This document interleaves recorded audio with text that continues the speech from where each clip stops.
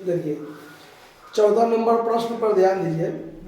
14 number प्रश्न में है कि एक संस्था 3 प्रकार के पंखों का निर्माण करती है, table fan, ceiling fan, room cooler. आप लोग बोलिए नहीं, सिर्फ सुनिए। तो सवाल में है कि 3 तरह का फैन बनाती है, एक टेबल फैन, एक सीलिंग फैन और एक रूम कूलर। ठीक है। सामग्री तीनों सामान का अलग अलग दिया हुआ है, लेबर तीनों सामान का अलग अलग दिया हुआ है कि पर यूनिट कितना लगता है वो चीज। और उसके बाद कारखाना ऊपरी व्यय, कार्यालय ऊपरी व्यय, बिक्री एवं वितरण ऊपरी व्यय, ये तीनों सामान पर ज्वाइंट रूप से दिया हुआ है, यानी एक में ही मिलाकर दिया हुआ है। तो तीनों में अलग अलग अगर मटेरियल है, अलग अलग लेबर है, तो ये तीनों खर्चे भी अलग अलग लगे होंगे, लेकिन ज्वाइंट रूप से दिया हुआ है, एक में मिलाकर दिया हुआ है। तो इसको हम लोग बांटेंगे कैसे, उसके लिए सवाल में दिया गया है कि एक सीलिंग फैन 2 टेबल फैन के बराबर खर्च होता है और एक रूम कूलर 5 टेबल फैन के बराबर खर्च करता है, लेता है। तो उत्पादन इस प्रकार हुआ है, table fan 250 unit, ceiling fan 125 unit और रूम कूलर 25 यूनिट दिया हुआ है। हमने आपको फॉर्मेट में पहले ही बना दिया है कि कॉस्ट शीट बनाना है।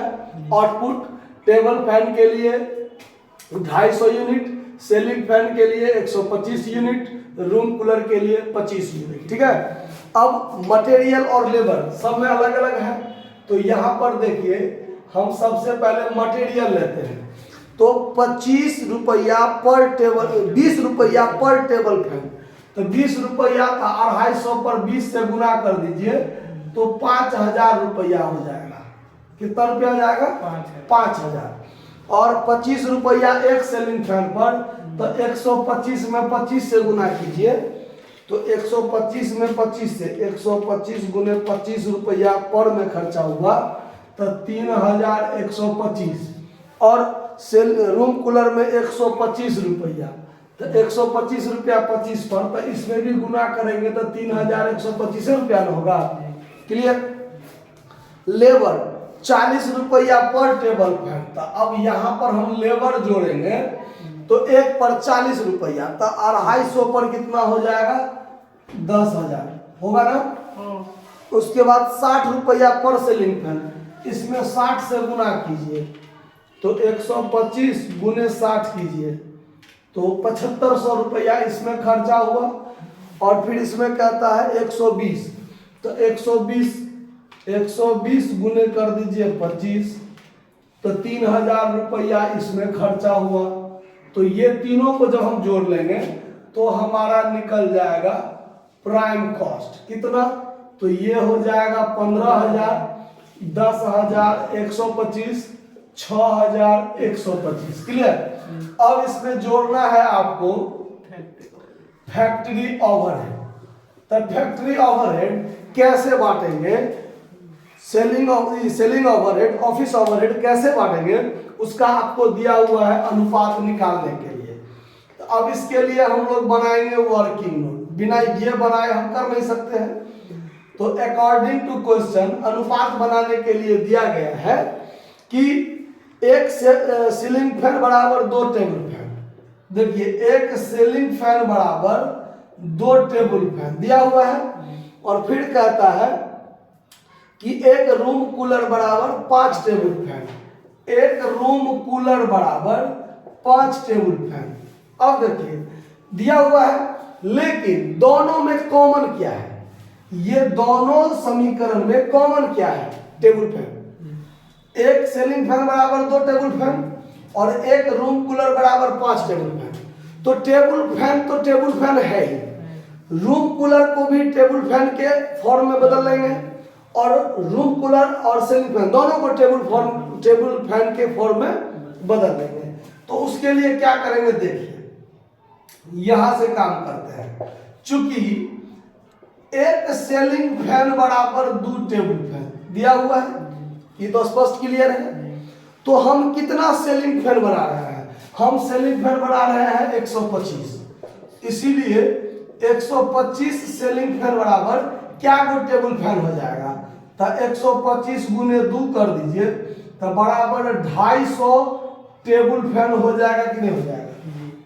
एक सीलिंग फैन में 2 टेबल फैन के बराबर खर्चा होता है, तो 125 सीलिंग फैन में 250 टेबल फैन के बराबर खर्चा होगा। ये तो क्लियर हो गया।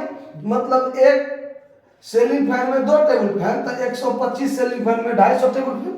चलिए दूसरा फॉर्म देखिए क्या है। एक रूम कूलर बराबर 5 टेबल फैन, तो हम कितना रूम कूलर बना रहे हैं? 25 रूम कूलर बना रहे हैं, तो 25 गुने 5 टेबल फैन के बराबर खर्च होगा कि नहीं होगा? तो इसका मतलब हो गया कि 125 टेबल फैन के बराबर खर्च होगा। मतलब 25 रूम कूलर बराबर 125 टेबल फैन हो गया ना। अब हम यहां पर एक काम कर लेते हैं, in form of table fan. ठीक है, अब देखिए हम टेबल फैन 250 यूनिट है, सीलिंग फैन 125 यूनिट है, और रूम कूलर 25 यूनिट है। ये तो दिया हुआ है, लेकिन जब हम in form of table fan पर ले चलेंगे, तो ये टेबल फैन 250 टेबल फैन तो है ही, है ना। 125 सीलिंग फैन 250 टेबल फैन के बराबर है, तो यहां भी लिख लेते हैं 250 टेबल फैन। और रूम कूलर 25 रूम कूलर कितने टेबल फैन के बराबर है? 125 टेबल फैन के बराबर है। तो अब देखिए तीनों को हम टेबल फैन के फॉर्म में ले आए हैं, तो इस पर तो अनुपात नहीं लगेगा, अनुपात बनेगा इसके आधार पर। तो इसके आधार पर तो टेबल फैन हट गया। 125 दूना 125 दूना, मतलब 2:1, यानी तीनों में जो खर्चा का अनुपात होगा वो 2:1 में खर्च होगा। क्लियर? तो अब यहाँ पर 30,000 है, 30,000 है आपको फैक्ट्री ओवरहेड। तो फैक्ट्री ओवरहेड है 30,000, इसको बांटेंगे 2:1 में, तो 12,000 6,000 हो जाएगा। जोड़ लीजिए, तो ये हो गया आपको 27,000, ये हो गया 22,125, 12,125, ये हो गया आपको वर्क कॉस्ट हो गया। अब इसमें आप ऐड कीजिएगा ऑफिस ओवरहेड, तो इसको भी बांटना है 2:1 अनुपात में, और अमाउंट है 10,000। अमाउंट कितना? 10,000। अब इसको बांट दीजिए, तो ये बांट करके होगा 4,000 2,000, ये हो जाएगा 31,000, 26,125, 14,125। ये हो गया आपका कॉस्ट ऑफ प्रोडक्शन।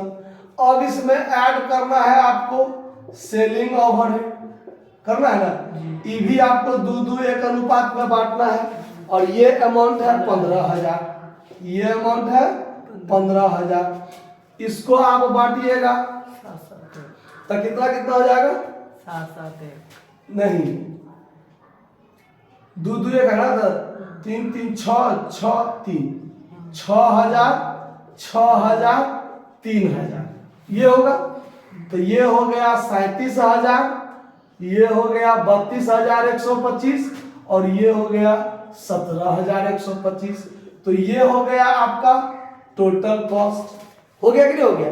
अब सवाल में प्रॉफिट के बारे में या सेल्स के बारे में किसी प्रकार का कोई जिक्र नहीं है, तो यही हमारा आंसर हो गया। जो देखिए टेबल फैन का 37,000 और सीलिंग फैन का 32,625।